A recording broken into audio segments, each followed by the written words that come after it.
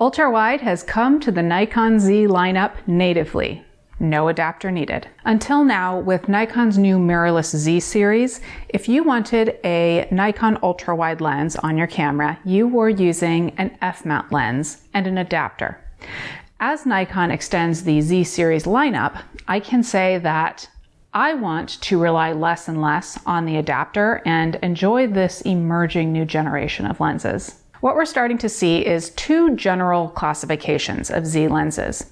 So far, they're all designated as S lenses, but with this 24 to 70 millimeter f2.8 lens, for example, we are seeing this handy screen and these three rings on the lens. The 14 to 30 is more like the 24 to 70 millimeter f4 lens, 2 rings and no screen. Does that mean that this lens is inferior? Well, let's get into the review and talk through the strengths and weaknesses. Okay, so it doesn't have a fancy screen or wide f2.8 aperture, but let's talk about what it does have. For starters, this is truly an ultra-wide, 14 millimeters on the wide end with 30 millimeters on the long end, all at f4 if you want. It's a really nice range, and with the ability to go to 30 millimeters, it felt less like a lens for a few trick ultra-wide shots and more like a lens that you can keep on the camera all day. It's easy to carry, it comes with a lens hood, and as you'd expect, it's similar in size and weight to the 24 to 70 millimeter f4 mid-range zoom. Its filter size is 82 millimeters, and that's notable that it can take filters because many ultra-wide lenses cannot take traditional filters, so that's quite a treat. My Z6 with the 14 to 30 weighs just a few ounces more than the f-mount 14 to 24 millimeter f2.8 lens alone. In short, if you're not hung up on having f2.8 on your ultra-wide, you might be having a better time with this lens than some of the available alternatives. The notable, not yet available alternative is the upcoming 14 to 24 millimeter f2.8 S lens, scheduled to be released next year. I'll get back to that a little later though. The action and handling are smooth on this lens, and it does tuck into itself and lock into place to make it more compact for storage or for travel. Again, much like the 24 to 70 millimeter f4. Obviously, the internal elements are different between the two, but the design and the handling aspects are nearly identical. So the big question then is, how does it perform? For one, the intangible. Because of this range, this is an ultra-wide that you can unapologetically bring with you due to the light weight and the very usable in real life range of focal length options. Raymond commented that he used it very much like a 30 millimeter prime, except when he wanted to bring some creative ultra-wide effects into his shooting when we were at Chiricahua National Monument. One thing you may know is that all of our camera and lens tests take place in real circumstances, like those national monuments. What we're seeing in our real shots in these places is edge-to-edge sharpness, an ability to unapologetically shoot the lens wide open at f4, and the only distortion we're seeing is the natural effects of taking a super wide focal length and compressing it into your normal viewing frame. The lens also uses coatings to minimize flare, glare, and ghosting. I should also mention here that there is a coating to repel dust and make the lens easier to clean, but it is also weather and dust sealed like we have seen with the entire Z series of bodies and lenses. With a new mount, brand new lens designs, and better than ever ability for camera and lens to communicate, none of this should be too surprising, but the proof is in the pudding. So when we have it in our hands, that's when it has to all come together and work as it should. And it does. Take a look.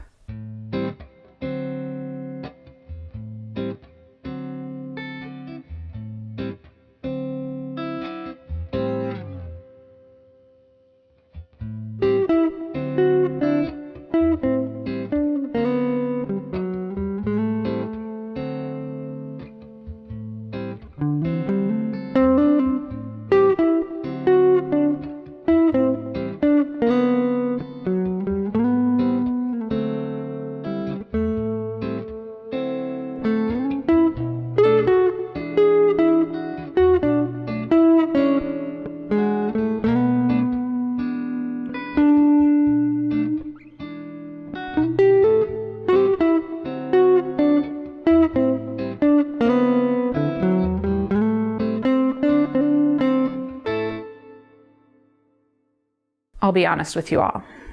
Ultrawide is not my thing. We do own 2 ultrawide lenses, one for our Canon SL2 and one for our small Nikon 1 collection. Raymond has been much more likely to bring out the ultrawides than I have. I did review the Nikon 14 to 24mm f2.8 f-mount lens a few years ago, but that was a loaner. I've classically been more likely to grab a telephoto lens than one of those ultrawides when heading out to a place like the Grand Canyon and I want to do something different than 24 to 70. That being said, the range of 14 to 30mm and its native Z series mount are a big deal to me. The integration and the quick and quiet autofocus during video are very attractive for my work and my workflow. Here's why. The Z6 and the Z7 are my go-to bodies right now. I don't see myself purchasing an f-mount lens, and that 14 to 24mm is awfully heavy for my occasional ultra-wide itch. The ultra-wide for Nikon 1 series is nice and small, but then it's another body to bring with me. There will be an f2.8 Z-mount lens covering 14 to 24mm, and that's a somewhat attractive option to me, as I know it is to many of you out there. But with the size and the convenience of this 14 to 30, it easily could end up in my bag, help scratch that ultra-wide itch, and still deliver some more standard wide focal lengths like the range between 24 and 30mm. With the great ISO performance of the Z series and the unlikely need for f2.8 on an ultrawide for creative effects, I'm not head over heels for next year's f2.8 ultrawide option. I mean, of course, I'm sure I'll love that one too, but for right now, this 14 to 30mm f4 seems to be checking all the boxes for me. In fact, I borrowed this lens from Nikon, but Raymond and I are both seriously considering the investment. I keep forgetting that it's not ours. That leads to this. What do you think? Whether you shoot Nikon or not, is the Z series maturing in the way that you would expect? Is f-mount still the king for Nikon? And while I'm somewhat surprised that Nikon didn't lead with the f2.8 options, I'm glad that they're taking their time because in my opinion, they're really getting these lenses right. These don't feel like first generation lenses on a first generation body. These lenses, 14 to 30 included, feel refined and seem like they will deliver for years to come.